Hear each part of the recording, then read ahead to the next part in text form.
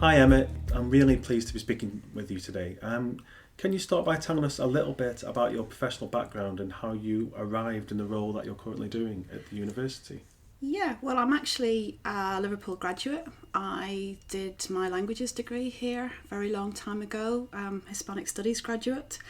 I then qualified as a librarian after that and worked for quite a few years in Plymouth University as a librarian there. Came back up here, Liverpool drew me back in 2008 and worked first as a liaison librarian for the management school. Then went to Manchester University and was manager there of their research support in their library, and then came back here in 2014 in the role I'm in now, education lead. So I've been kind of around 3 universities, most of the time working in working with student experience and student support, and then a little bit as research support in Manchester. But it was working in research support that made me realise that I enjoy my work most when it's about the impact it has on students. Yeah. So you really felt the pull of Liverpool then. You came here, then you left for Manchester, then you came back again. I did. I can't get away. I came here, on the boat, like, many people from Northern Ireland, I came here on the boat as a student. And it's always at a pull back. My husband's from Liverpool as well, so yeah, it has a draw. Yeah, I did something similar. So when I was 18, I moved away, and there is that draw, isn't it? And Liverpool's changed so much in recent years. It's such a beautiful city to be part of, and I don't know about you, but I'm really proud of being part of the city now. Yeah, absolutely. It's a great place to live, and actually moving back here after kind of over a decade I lived away. And came back in the City of Culture year, so that was it was a great year to come back. There was lots happening, and my children became Scousers. Yeah, basically. That's great, brilliant. In your role that you're currently in at the university, so could you just expand about what that is? Yes, I'm education lead in the University Library, and there are 3 parts to my role really. 2 of them are things that people mightn't expect, that mightn't know about. One of them is that I oversee operations in the library in the London campus. So I'm in a lot of contact with the London campus and the librarian Ruth Russell, who's based there.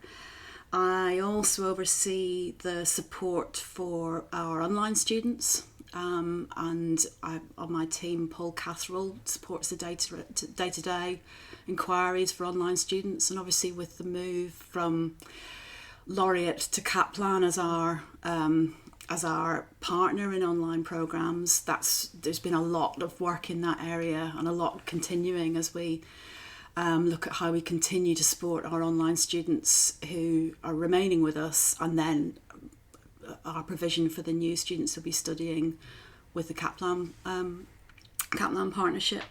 And then another part of my role that more people know about is that I manage the KnowHow service, which is a academic skills service based in the University Library. I've got 2 learning developers working on that full time. We run workshops for students, and we develop online materials, and the focus of those materials is to help students overcome any barriers they have to their success at university. Brilliant. So can you specifically tell us a little bit in terms of what the offer in KnowHow is? And can you tell us how it came about specifically? If I reflect back in terms of when I was an undergraduate, having something like that would have been brilliant, but we literally went to our lectures, wrote our essays, and that was it. But having this additional support sounds like an amazing resource for students now. So why is it needed? Why is it being set up? Certainly, it's something that has been in some other universities for a while, but when I came back into this role in 2014, there was nothing central for University of Liverpool students. There is lots of really good practice happening around the university with kind of core skills modules and that sort of thing happening across the university.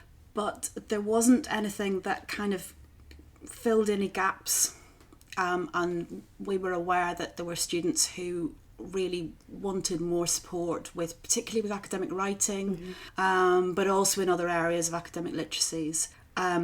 It was highlighted as well as part of the education strategy, and as part of the education strategy action plan, Professor Spellman Miller led a project group looking at where centralised support might be located, and as part of that the library was identified as a key place to have this, and we'd already started by that stage experimenting with having some workshops for students and calling it KnowHow.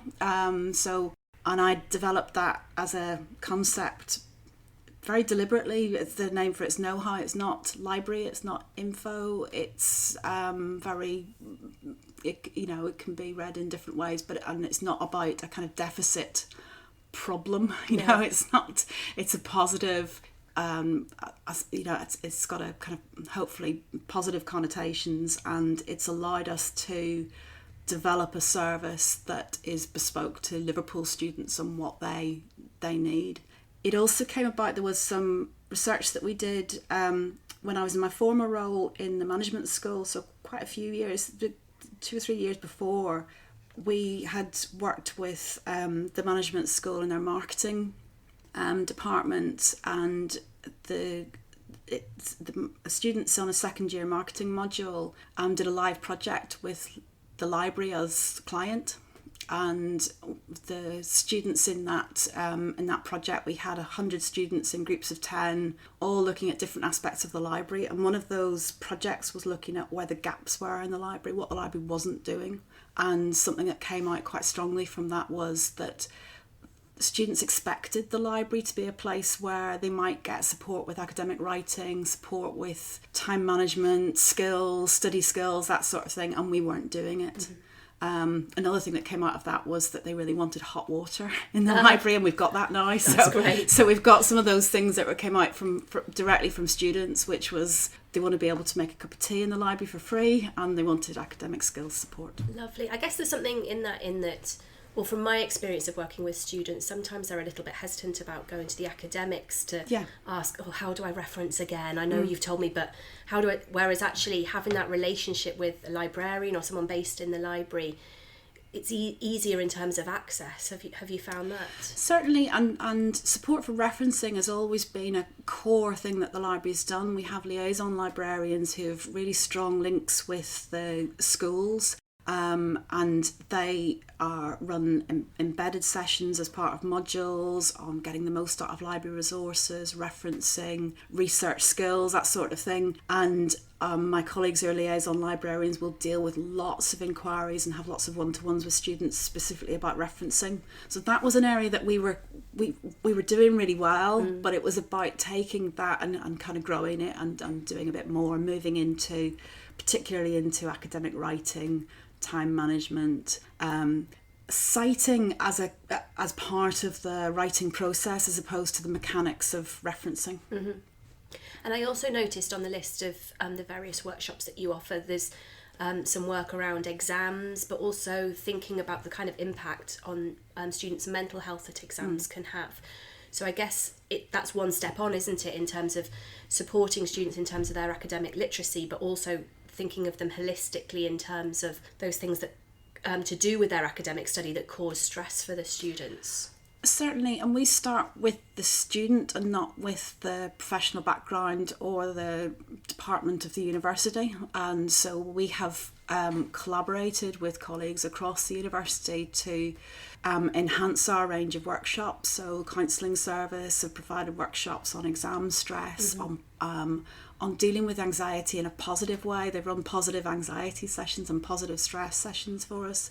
We've also worked with the English Language Centre and careers as well, because we've started off with a really small core team, but we've been able to grow by collaborating and partnering with colleagues right across the university. So that's really interesting that when you were talking there initially about KnowHow and how you set it up as a workshop, some workshops to begin with, they're obviously really practically based. So you've moved now from workshops to online, or you still doing a balance of both? We still do both, but we're Yeah.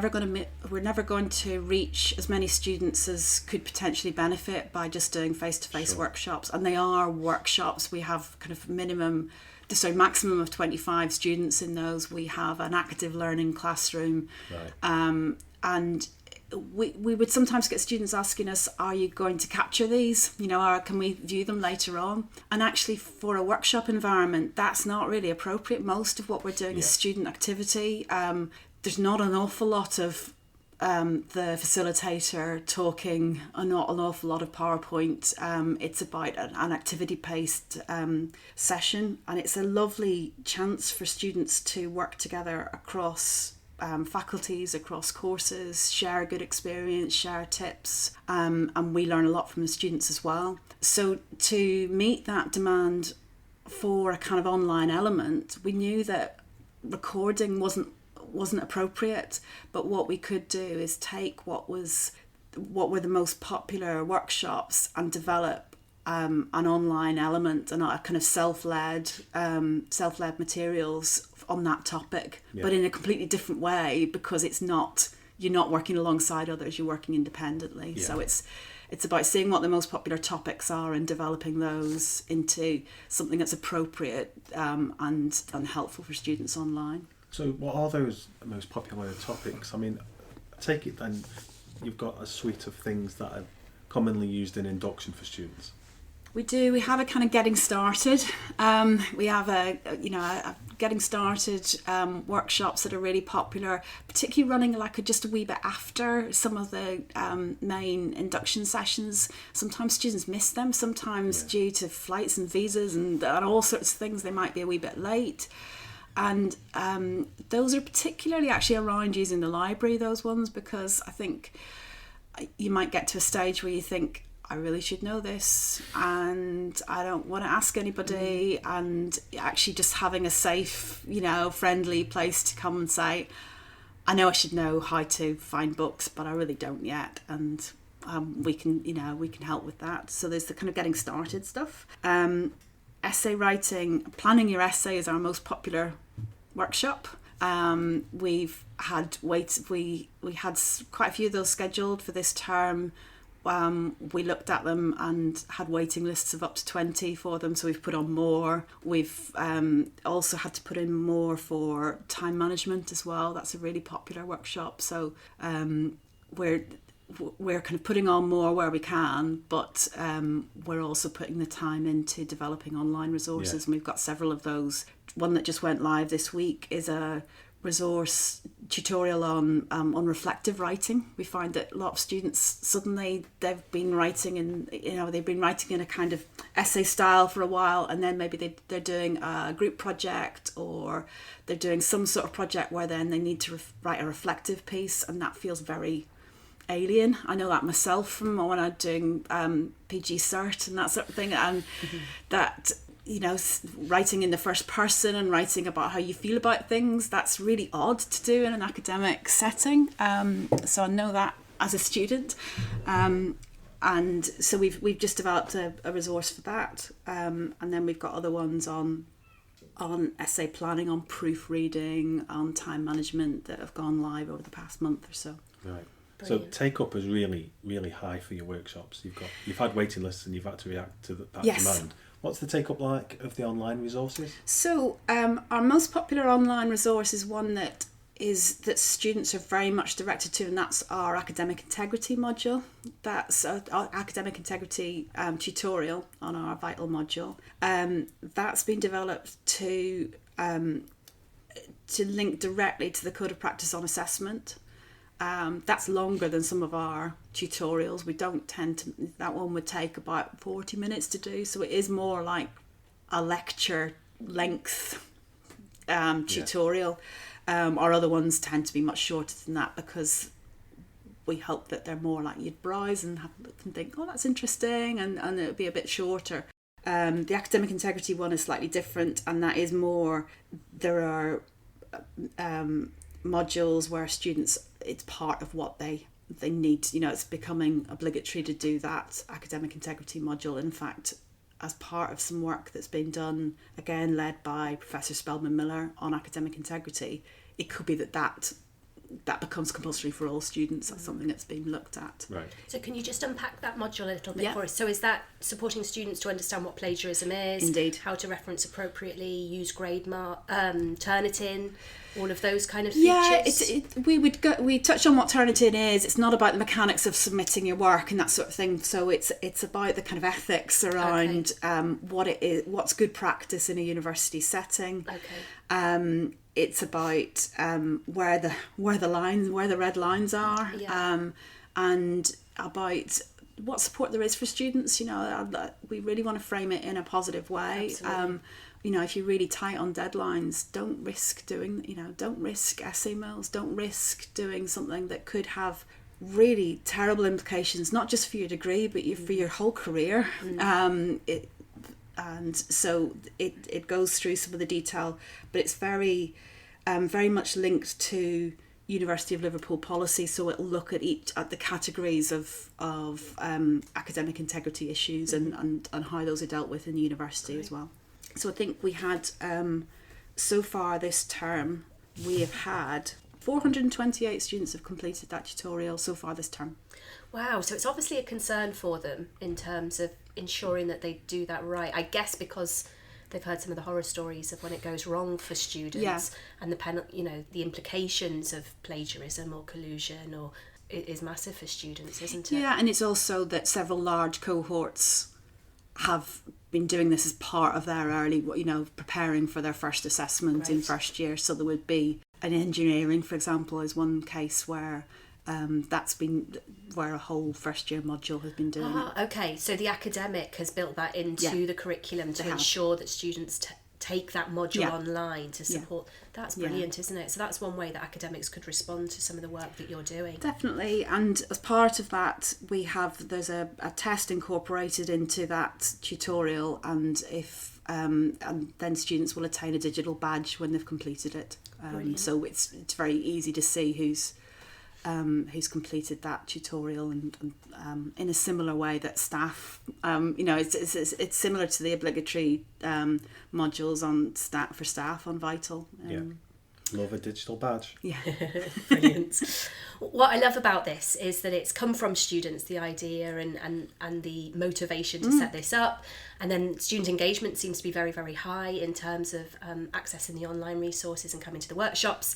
And the whole point is it's there to support the student experience. So now that it's been running for a little while, have you had much feedback, other than the statistics around how many people are attending? Have you had much feedback from the students themselves? We have. We look really carefully at feedback. We're really interested in how it's gone, are there any issues, and also are there any, we continue to respond to student feedback on where there's gaps, what we might want to develop a tutorial on, or what we might want to develop a workshop on. So we send a really short survey to every student who's attended a workshop, and we also there's a survey around our online resources as well, and there's been good responses to those. So we've had great feedback. I can read you one of my favourite quotes that I've got here. So student feedback last year, and they'd said, "I now understand why I feel so anxious to get good grades and how striving for perfection is actually limiting me. It's given me the skills needed to step back, breathe and proceed." Oh, I love that. And that's a student who came to one of the workshops led by the counselling service. Great. And I just thought it was lovely because that's what we're trying to do, is just give students the confidence. And again, that's kind of links to Curriculum 2021, this confidence aspect, to reflect on what they're doing, get some support and succeed. That's lovely. But yeah, we got some great feedback. There was another one here about time management. He said, "I've gained knowledge of time management during the exam by allocating available marks to minutes. I've also learnt not to waste too much time in answering exam questions by first creating an answer plan." So that's somebody who's got some very practical tips for how they approach an exam.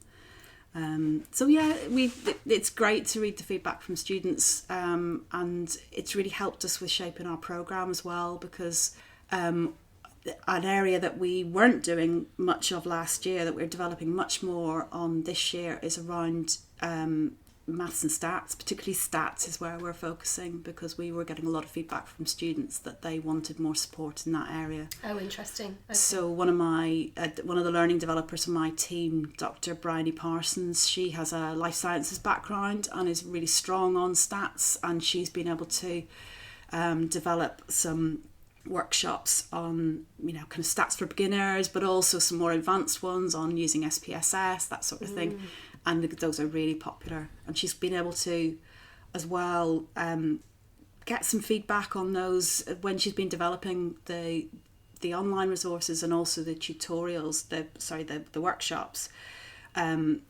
What we've done for all of this actually is we're really transparent about our lesson plans, our slides, everything, and we've done a lot of consultation around the university. So that one on stats, Bryony has been in touch with colleagues in other bits of the university to say, look, as a life scientist, this is how I'd approach it. How would that be in maths, or how would that be, and that's been really helpful to get feedback, because we're running workshops and somebody could turn up from management school, from psychology, from life sciences, and we need to make sure that it's going to be helpful for them. Yeah, that absolutely chimes with me. My background is education, and my students often did dual majors, education and psychology, and they'd get to psychology and they hadn't done any statistics before, and they really struggled.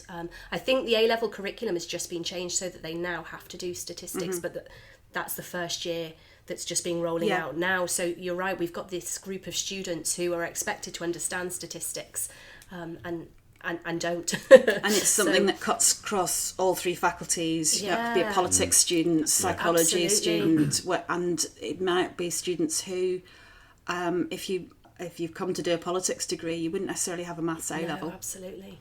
But then suddenly you're going to need to be able to do to become competent at using statistics. So is that an online course that they can access? So we've got online and workshops running this term, and they're really popular. Those are other ones that we're needing to put on extras for. Brilliant. Are you finding that staff are accessing those as well? We are finding that PhD students are. Actually, Bryony ran one yesterday, and I think a couple of staff were signed up for that one.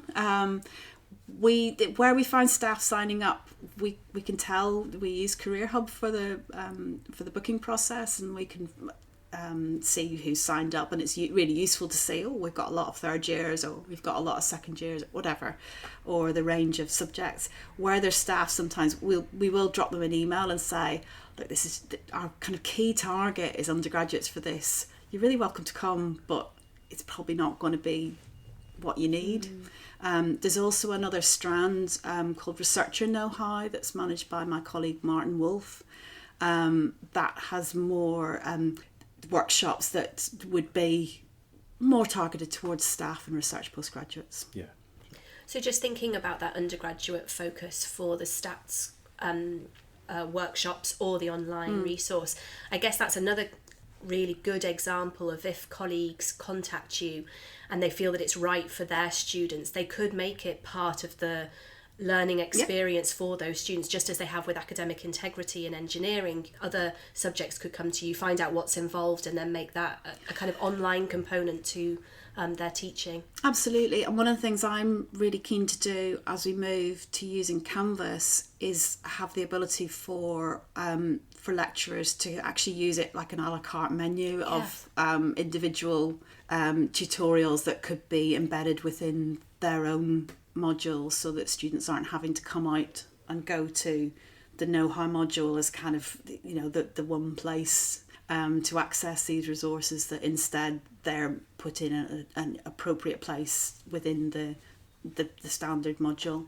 That's not been possible with Blackboard, but I'm hoping that it should be possible, because we want to still be able to make sure that we can update those modules, the modules and tutorials, and there aren't lots of different copies of them about the place that haven't been updated. So we want to have a kind of single point of truth, so that we can keep them up to date, refresh them, deal with it, if there's an error in it or something like that, to make sure that it's all correct, so we've not had we've had a kind of policy of not kind of just giving the files to module leaders to pop into Blackboard modules, but with Canvas I'm hoping we can do that. It'll be a bit more flexibility, so I'm really looking forward to the possibilities of using Canvas.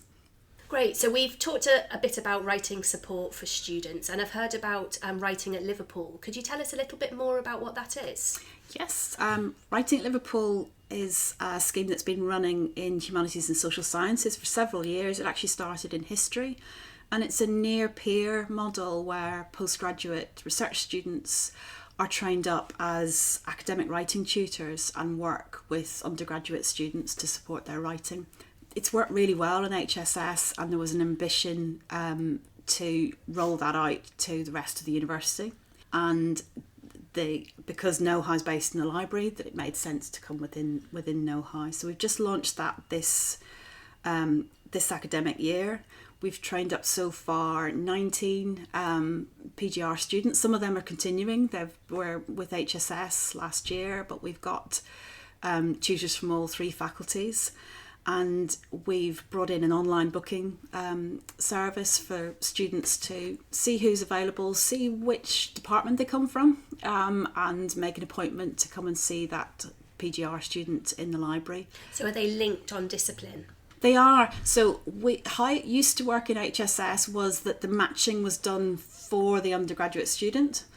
That wasn't really practical to do and open it out to the whole university. So what we have now, and there's a link direct to Writing at Liverpool from the library homepage. Students can see that, Alex from English and John from management school, and if they click, they can see a little bit of detail about what they're studying, what their research area is. So then, as an undergraduate, you can make the choice: do I make an appointment with John tomorrow because he's free, but he's not in exactly the same subject area as me, or do I wait until Friday and see Jane from law because it's kind of legal referencing that I'm struggling with? But the key is that all of our tutors have been trained up to support anybody who comes. And it's not about the content of their writing, it's about the mechanics of writing. It's about structuring an essay, structuring a report, incorporating citations, planning, all of that sort of thing. So actually some of the early feedback we've had has been that that's worked really well, even when the disciplines aren't the same. And actually it avoids any potential grey areas of getting involved in shaping the content of writing if you're from you've got that objectivity of being from a different discipline. Great. And are the PGR students volunteers? No, they're not. They're paid. Great. Fantastic. No, okay. So it's a good thing. The PGR students, when we talked to the students who'd been involved with it in the past, they really, really valued it, got a lot out of it. It's good experience, very rewarding to help students, and it's obviously it's a flexible source of extra income for them, which is always helpful as well. Absolutely. And I guess if they want to go on to pursue an academic post, working with students and getting that experience is really useful Indeed. to them as well. Yeah, that's great. So we think it's a win-win. Yeah. It's a win for the tutors, it's a win for the undergraduates, and it's kind of keeping all the benefits within the university as well, which is nice. We're not kind of outsourcing this. We're keeping it within the university. Brilliant. Well, thanks for your time today, Emma. What we normally do, we normally ask for 3 or 4 take-home tips for the listeners, so they can reflect on in terms of their own personal practice. So, do you have any tips for the listeners? Yes. Come and talk to us if you're interested in how you might incorporate what we're doing into your module. If you're a module leader, if you're a professional services colleague in student experience, we can help you with resources and other materials so that you can refer students to KnowHow if you'd like to. Find our Vital module. All students are automatically enrolled on Vital. Staff aren't, but if you just search for the module on Vital, just search for KnowHow, you can enrol yourself on the module. And when we have Canvas, I'm hoping it'll be a lot easier. So just get in touch. Our email is knowhow@liverpool.ac.uk. So if you've got ideas for how we can improve and ideas of how we can collaborate and partner, that would be great. Just get in touch. That's wonderful. Thank you so much for your time. Yeah, Thank thanks, you. Emma. Thank you.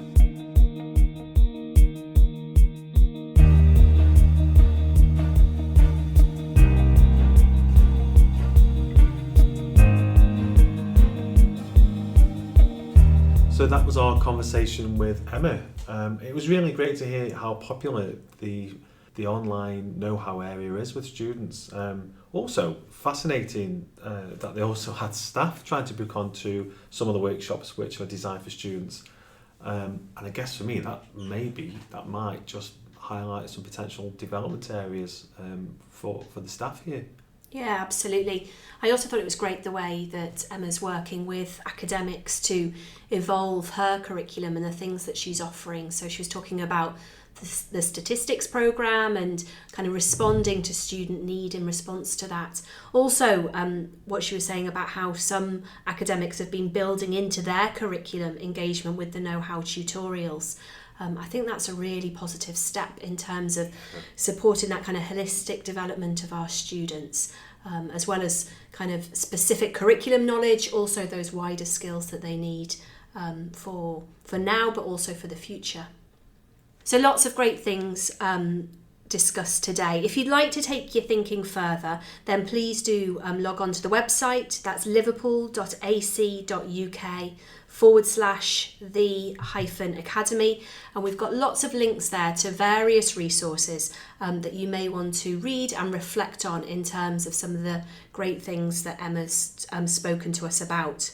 Also, please do give us your feedback on the discussion today. You can tweet us at Live Uni Academy. We'd love to hear from you. Also, please rate and review in iTunes or simply subscribe to the podcast via the platforms such as Spotify, Google Podcasts or even YouTube. So bye for now.